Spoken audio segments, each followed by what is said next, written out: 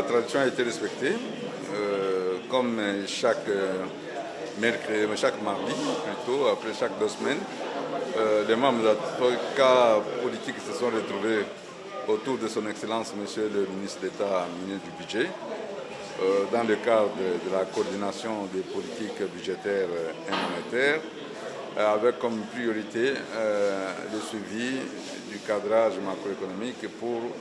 effectivement garantir la stabilité macroéconomique. Alors, au cours de cette réunion, qui s'est tenue à la veille de l'arrivée de la mission du Fonds monétaire international, qui va effectuer une visite technique du 5 au 11 septembre, les membres de la Troïka politique ont passé en revue la situation d'abord de la conjoncture au niveau des prix intérieurs, donc l'inflation et du marché d'échange, des taux d'échange. Là, sur ces deux fronts, les nouvelles sont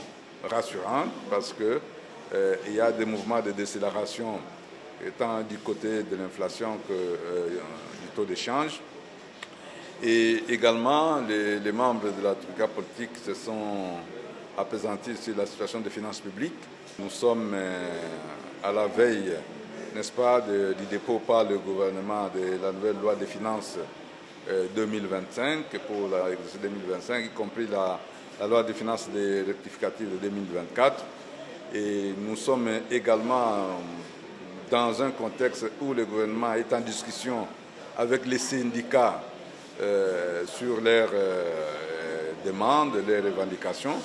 Et donc, il était question de voir dans quelle mesure les projections du plan de trésorerie prendraient en compte toutes ces évolutions-là, et pour à la fois garantir que les principaux engagements soient respectés et que cela se fasse dans le respect des équilibres et pour éviter les dérapages qui nuiraient à la stabilité macroéconomique. Les membres de la Troïka politique en ont profité pour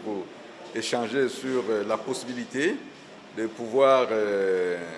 adresser une requête au Fonds monétaire international pour solliciter un soutien, un appui rapide dans le cadre de la lutte contre l'épidémie qui est déclarée du Mpox, étant donné que c'est un choc imprévu qui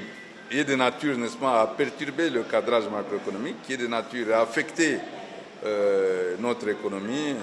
y compris la situation des finances publiques. Et donc, les membres de la Troïka ont examiné la possibilité de pouvoir